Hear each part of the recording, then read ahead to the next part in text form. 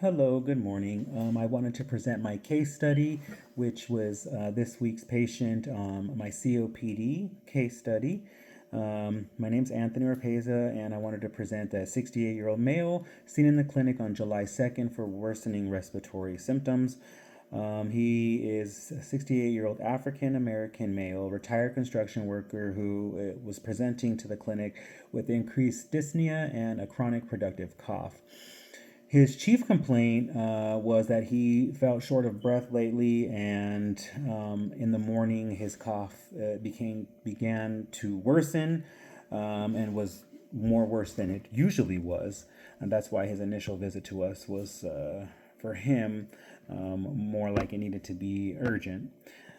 His HPI or history of present illness, the patient describes progressive shortness of breath over the past 2 months with an increased sputum production and a thick white and a non-bloody.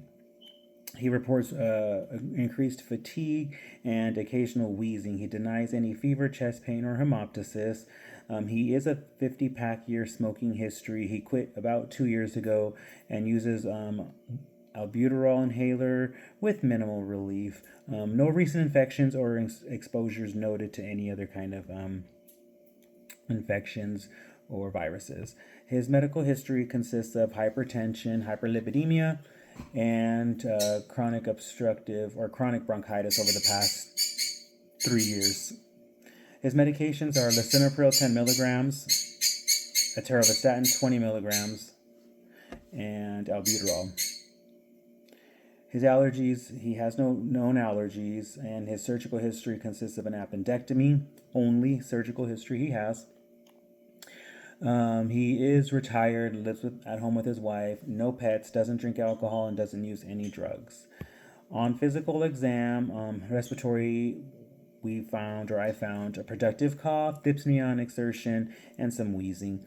His vitals are blood pressure 132/82, heart rate 86, respirations are 20, and his O2 saturation is at 91% on room air.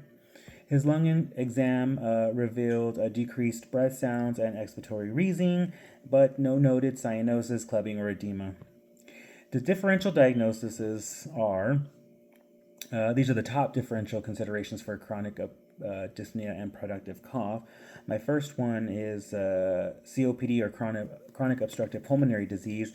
This is, I feel like, the most likely diagnosis given that the patient's 50-pack year smoking history and chronic cough with sputum production and progressive dyspnea. Physical exams again found wheezing, prolonged expiratory phase, and reduced breath sounds, which further support my conclusion here. The diagnostic hallmark of COPD was confirmed by spirometry that we did in office, which was the post bronchodilator FEV1 by FEVC ratio of less than 0.70.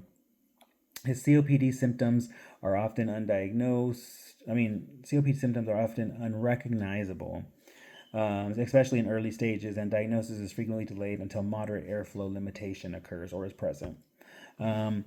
My next differential would be heart failure. Heart failure with preserved ejection fraction is a key mimic of COPD. It both can be present with dyspnea, fatigue, and wheezing. And about 20 to 30% of COPD patients have comorbid heart failure. So they do but don't go hand in hand. And the presence of pulmonary congestion on elevated BNT may indicate a cardiac cause rather than the pulmonary, so we would need to get labs. In COPD patients presenting with dyspnea, comorbid heart failure must always be considered, especially if symptoms are out of proportion to airflow limitation, and if there's signs like jugular venous distension, lower extremity edema, and orthopnea.